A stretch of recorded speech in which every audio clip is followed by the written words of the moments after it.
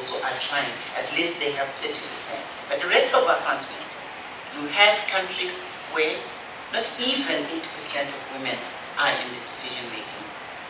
Here in South Africa, business, although we have a vibrant economy, actually you look at the top of our decision making in terms of boards and the excos and of course CEOs, where are the women? When we talk of sustainability, which is the issue we are talking about here, we have to say Africa, its best and strongest capital, it's its people.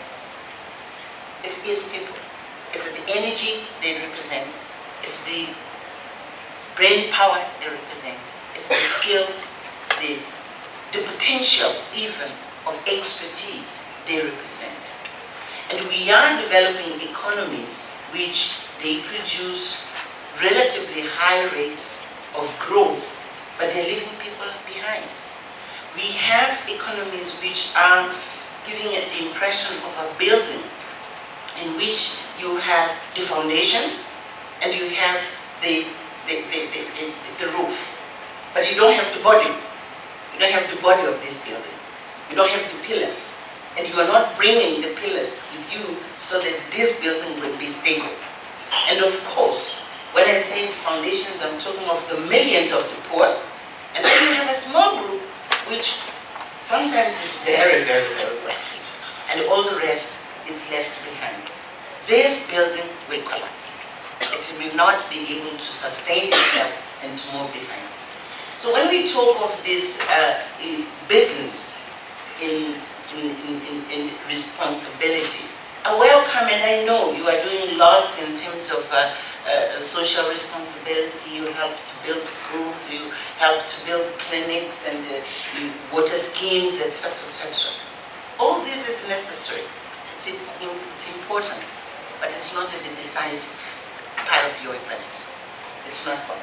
Because with that, you are going to give some peanuts. You are trying to maybe to calm down certain communities around your business. But basically, the economy is not going to make it. If the economy doesn't make it, your business also will fail. So I appeal that while you continue to do the little things of social responsibility, take the issue of developing the human capital of this continent as the strategic and the most important investment.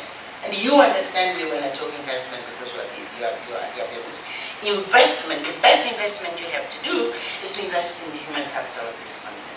In 20, 30 years, you'll begin to have a very broad pool of experts, of technicians, etc., which will make your business sustainable, but will make our economies sustainable. You see, in our cities, in all the cities of this continent, those who are relatively doing well, they live in small prisons. They live in those gates where we have to protect ourselves from, from who? From the young people I was talking about. They have been to school, they don't have employment, they are creative, they have energy, and they are destabilizing, our social life. South Africa itself, and many, like Kenya and Nigeria, the major issue they are confronted with is personal security. And this is growing in a way you have young people in millions getting angry. They don't trust the systems, they don't trust business, they don't trust even the adults as such. As I said, they feel disenfranchised. Your business is not going to thrive, our economies are not going to thrive if we don't take this seriously. Take the case of China. 20, 25 years back, everybody would laugh at Chinese. We're not taking them seriously. Now, they're not only here in this continent as heavily as they are. You saw the Prime Minister of China is in Europe to save the euro. The Americans, they can't decide about the currency without taking into account China's interest. Why? They were very strategic and very quietly investing, one, in the young people. They have lots and lots of millions and billions of people. They trained inside the country, they trained in the US, they trained in Europe, they trained in Japan, everywhere. The best of the economies, they invested in the minds of their people. All these people are back down to China, and they are making China the power, the superpower, which, as you know, some are saying in 2050 or something, they will be the first economy, etc., etc., etc. Africans have to invest. Those resources we have, they can make us really a very prosperous continent. But it's not the minerals who are the issue. The issue is people to transform those minerals into wealth and into well-being. And that we can do with a focused,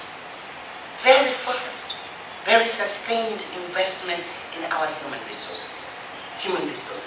So any business has to do, I'm saying again and again, those little things, but make sure that in your own business you invest in human resources. But they do even more.